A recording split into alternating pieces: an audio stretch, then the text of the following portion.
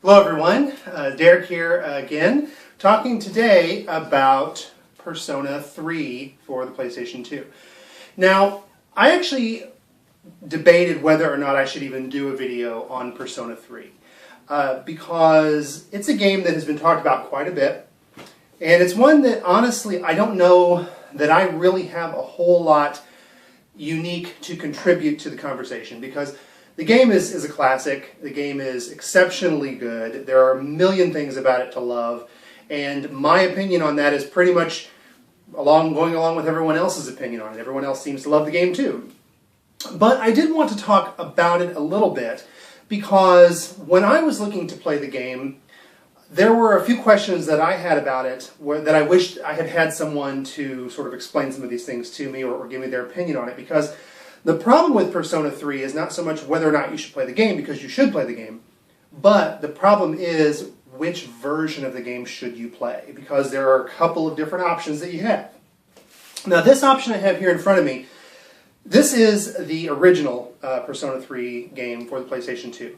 I actually did not play this one, and I think for the most part, people generally don't recommend this one. There are some people that are purists or believe differently, but for the most part, this is generally not the one that people would recommend. The reason I got this was because it was this collector's edition that had the art book and the soundtrack and stuff, and just because I love Persona, I wanted to have a copy of it, so I picked it up when I found it at a good price. But the version that I actually played was Persona 3 FES, which is the enhanced remake of this game, still on the PlayStation 2, but enhanced.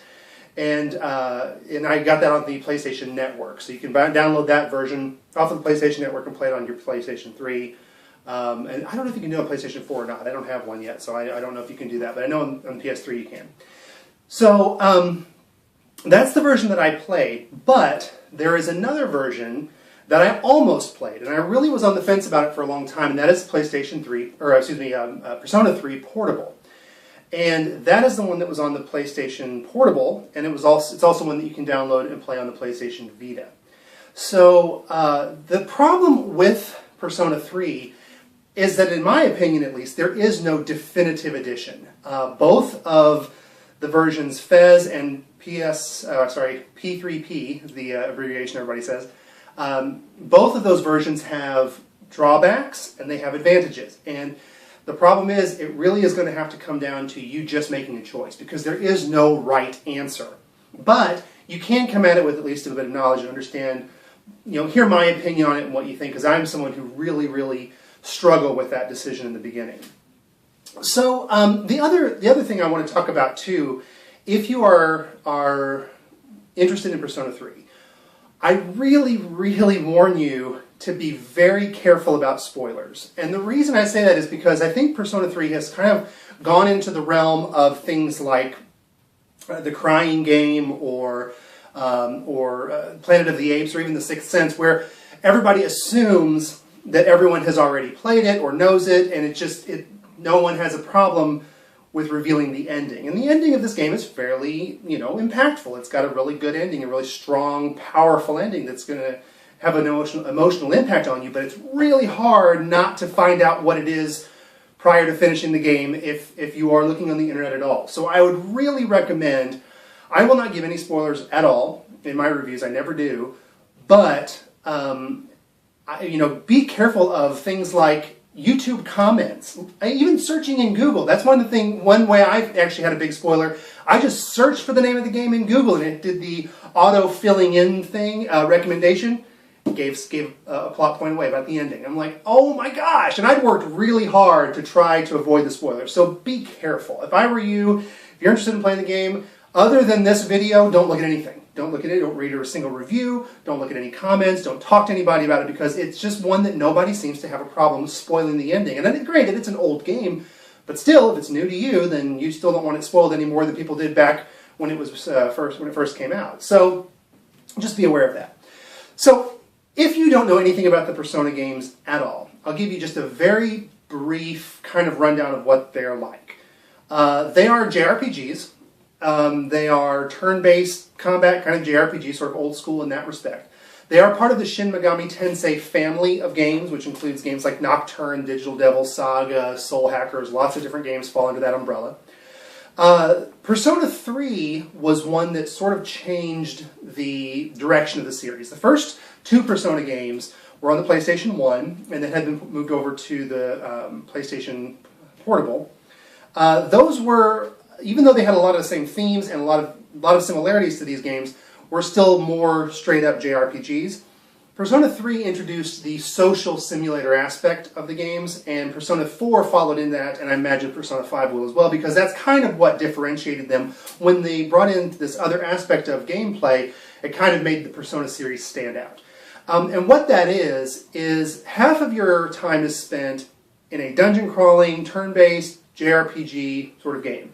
You're going through randomly generated dungeons, and you are leveling up, getting treasure chests, doing all that stuff.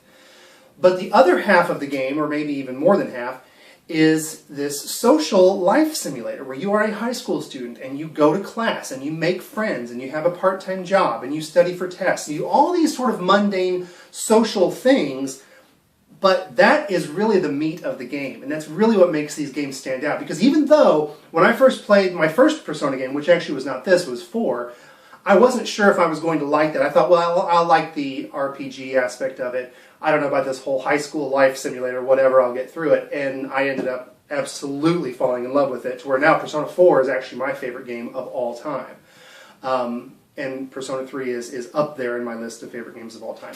So that aspect of it is exceptionally good. So, but it does make it very unique, and it's very interesting because you're going to be doing some time management. You're going to be, as far as like what you do with your time, whether you go to class or not go to class, but go to your class clubs, or spend time with an individual friend, or just different things like that. And then all of that stuff feeds into the dungeon crawling. And it seems like those things are totally unrelated, but the Persona games really make them work together. So that's kind of just your basic rundown of it. The stories tend to be kind of on the dark side. 3 is a little more dark than 4. Well, it's a lot more dark than 4. But 4 has some dark elements in it as well. It's a very adult, M-rated game. Not for blood and gore, but just for the themes and the ideas that are presented in it. So on to the big decisions, or the big decision you have to make when you decide to play Persona 3 is, which one do you play? So again, for the most part, we don't need to worry about the first one. Some people, I have read articles where people will recommend that this is the one that you should play. But the problem is, it's hard to find. So if unless you find it like I did, used somewhere at a good price, you're going to have a tough time finding it because it's out of print. You can get Fez, you can get it from Amazon, you can get it on the PlayStation Network. It's very easy to get. Same with Persona 3 Portable. So those are going to be your bigger options. So let's take a look at what each one has and what each one doesn't. So let's look, again, the one that I played is Persona 3 Fez. And I do think, having finished it, that that's probably the one that I would recommend. Again, it's going to be a little bit different. Your mileage is going to vary because you may have a different outlook on what you like about these games than I did. But I think that for my advice, that's probably the one to go with. So Persona 3 Fez, the differences between it and the original, it adds new personas, new equipment, it changes some of the social links, which is there are the relationships that you develop with your friends in different times and things like that. Just some tweaks. It's all little tweaks and minor things that they added to the game. The biggest addition to Fez, though, is that they added an epilogue, sort of separate game almost, called Persona 3 The Answer. And it is about a 30-hour game that's after the initial game. After you finish it, you can play the answer, and it will continue the story and fill in some of the gaps. And I actually haven't played through that yet, so I can't speak too much on what that does. But I've kind of dabbled in the beginning of it, and you go through and play that. It's basically a whole separate game. It could be a standalone game in its own, but when you buy Fez, you get both of them together. So that's a big advantage. The thing about it is, though, if you are really interested in the answer, you can play it. When you buy Fez, you can play the answer from the beginning without having played through the first part. You don't have to have a saved game that there's no unlocking of the answer. It's available from the beginning. So if you did play it on the portable version, you could go ahead and go on to the answer if you wanted to. So that's not necessarily going to be the huge detractor, because you could get, if you decide to get both, you could play the answer if you play the portable one and really love it and want to see where the story goes. But the biggest thing about Persona 3 Fez that is kind of a drawback. And the big challenge that a lot of people have with it is that it, like the initial game, the combat is a little rough. And the biggest reason that it's rough is that you only control the main character. The other party members that you have are controlled by the computer AI. And while you do have some ability to give the tactics, so each turn when it comes up as your turn, you can say to one of your party members, okay, I need you to heal this round, or I need you to focus on support, or focus on just all-out attack, or whatever it may be. You can do that, but you do not have direct control over what they do and the choices that they make. That's a big issue. It really, really is. And I, again, have heard some people argue that it's a better system that way, but I just don't agree with that. I know what they were going for. I mean, the whole idea with Persona 3, especially because this one was the game changer, they were trying to give you the sense that you are this person, this main character. You're developing relationships with all of your friends, all these people around you. And so I'm sure they felt that if you have direct control over the party members, it's going to, you're getting pulled out of being the main character, and now you're sort of God, because you are controlling everything, as opposed to just controlling that one main character, and then, as if it were in real life, your friends are going to do what they're going to do, apart from what you want them to do. It's all good in theory. In theory, I get it. The problem is in reality, it's just not that much fun.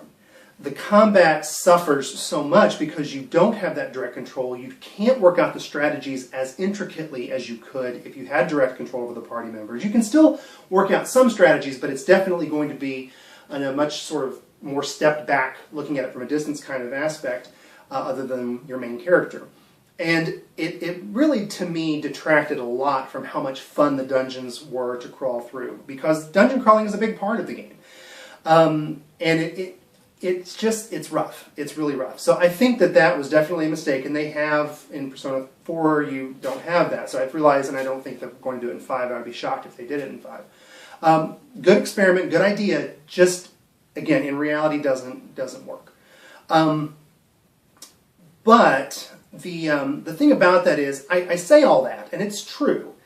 However, it still is fun. I mean, it still is fun. It's hard to get used to. And that's the thing. If you're going to play Persona 3 FES, you've got to give yourself some time. Get used to it, get acclimated, kind of understand those first few floors of the dungeon are going to be rough because you're just kind of getting used to how that works. But once you do, it does start to flow, and it does make a lot more sense, and it is still fun.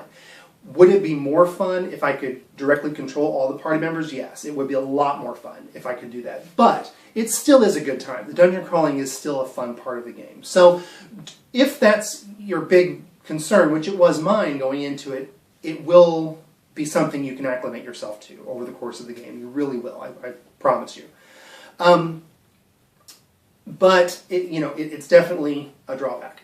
So in Persona 3 Portable, what they did is they changed that. That's one of the biggest things that they changed, is they gave you direct control over your party members. And to me, that's just, what a great thing. I wish that there was some sort of definitive, Persona 3 Silver, like there is Persona 4 Golden, where they fix all of that. I mean, I'm sure they probably won't do that because the game's been re-released a million times.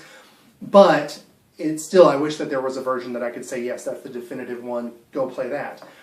Because even though they fixed it in Persona 3 Portable, there are other things that they had to do to accommodate the lesser hardware of the PSP. So what they did in Persona 3 Portable is they got rid of all of the cutscenes. The game is presented like a visual novel, so it's a lot of text, a lot of reading.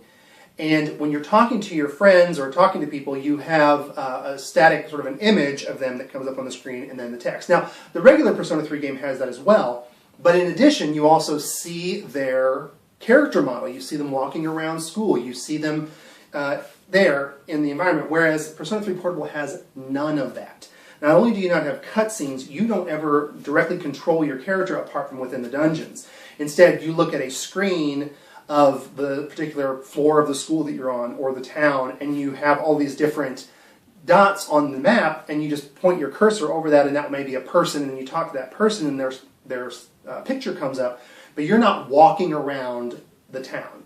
You're not walking through the high school. You're not seeing your friends or your teachers or anyone else in the environment. You're only seeing the pictures when they speak, and that is an issue. That's a huge issue.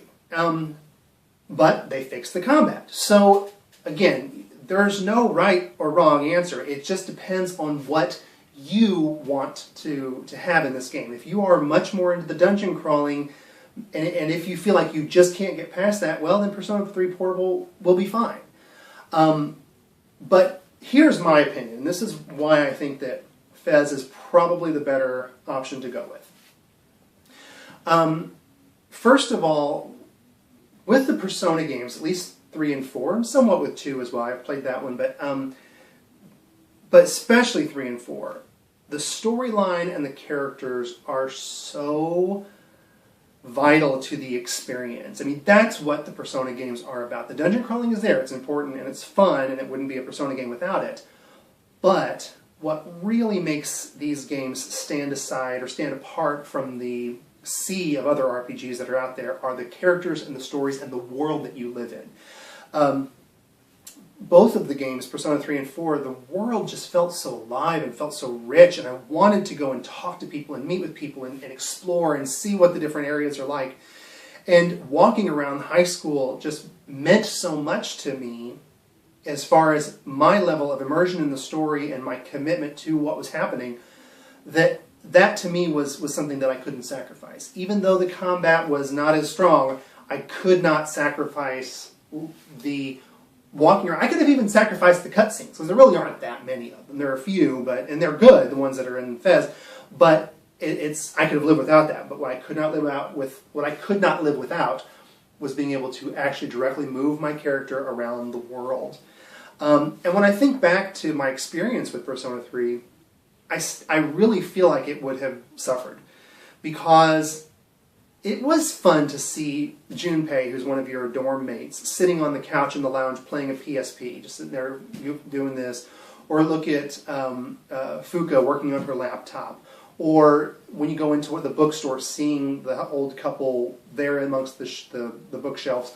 There's something about that I think would have been lost, and I have not played through Persona 3 Portable, so maybe I'm off. Maybe it's a lot less jarring than I think it would be, but just my gut instinct is that that's going to detract so much from the experience that it wasn't worth losing it for me. It does make the combat a little harder in Persona 3 Fez. If I had it to do over, I might have started the game on easy. And not so much that the game was necessarily hard. It had its moments. There were a lot of moments that were very hard, and actually some of the just trash mobs running around the dungeon were a lot harder sometimes than the bosses. Sometimes you just hit one, especially if they have those instant kill spells, they would just wipe you out very easily. So there is some challenge to the game. And I don't mind challenge, but I don't like challenge because I'm being handicapped by the game mechanics. And that's what Persona 3 felt like. And in addition, the reason I don't think that it works as well, or it would have worked better on easy, is because there would have been less grinding needed. There is some grinding in the game to get through the bosses or get everything done on time. You kind of have to spend time level grinding. And level grinding would have just been a lot more fun if I'd been able to control. I think that just the whole thing would have been a more fun experience, and I would have enjoyed it. I love level grinding in Persona 4. I did that for hours and enjoyed every minute of it. But 3, it felt more tedious, and it really felt more frustrating. And there were a lot of times where the combat felt like I was watching it more than participating in it. In fact, the final boss of the game, I didn't even see the hit. I did my turn, I looked away for a minute, and then I'm looking, oh, the boss is dead. I didn't even see the final hit. I don't know which one of my party members hit it. They finally did the kill. I missed that, which is really strange. So I think that playing Fez but playing it on easy might be about the best way you can do it, I think, because it's going to cut out some of the tedium that is the dungeon. The other thing about why I think Fez is a better one to start with is because I do think I may actually go back and play Persona 3 Portable. And I've said before, I don't play games multiple times very often. But one of the really cool things about Persona 3 Portable is that they give you the option at the beginning of the game to play as a male or as a female character. And Persona 3 Fez in the original was only a male character. And not only do you get the option to play as a female character, but that changes some of the social links and the relationships that you develop with other characters. You know, you can get a boyfriend in that version instead of a girlfriend. So it's just going to open up a lot of things and give me a lot of social links and social opportunities to interact with those characters that I didn't get in Fez. And so I'm really excited about being able to do that. Now, you could go the other way as well, but I really think that it will be harder to go from one way to the other. If you want to start playing the female protagonist in Persona 3 Portable and then go to the other one, I think that combat's going to be really difficult for you. You'll love seeing all the cutscenes, but it's just that's going to be such a hard thing to get through. Whereas if you're going from Fez to Persona 3 Portable, you are going to lose the cutscenes, but you've seen them already at that point. So you know what they look like. It's not going to feel like you are getting a sort of truncated version of the game because you've seen that before already. And then you just have the opportunity to do something different by playing the female if you want to. So again, the reason I made this video, it wasn't because I wanted to say that Persona 3 was a good game, because it is a good game. It's pretty well documented that it's a good game. It's regarded as one of the best RPGs on the PlayStation 2. It's very, very well loved, and with good reason. It's a fantastic game. But it's just hard to know how to come at it these days. And I still feel like the best bet is probably going to be playing Fez, probably on easy, simply to cut down on the grinding, but that's kind of optional. I played it on normal, it was fine. And then maybe if you really like the game, going later and playing through Portable as the female. But again, there still is no definitive right or wrong. That's my opinion, and I wanted to share it because I think it would have been useful for me to have someone tell me that my big worry was that Fez was going to be so frustrating or boring or insanely difficult because I couldn't control the party members that I would get 30 or 40 hours into it and be stuck somewhere. And that never happened. Never happened to me. I had no problem getting through the game. And the only reason I'd say put it on easy is just to cut down the grinding because it's not very much fun. Whereas in 4, it was a lot more fun because of the control you had. But again, that's optional. I had no problem getting through it on normal. Hard, I don't know. I don't know if I would want to do that because, again, not having control over your party members is challenging. But that is my opinion on the game.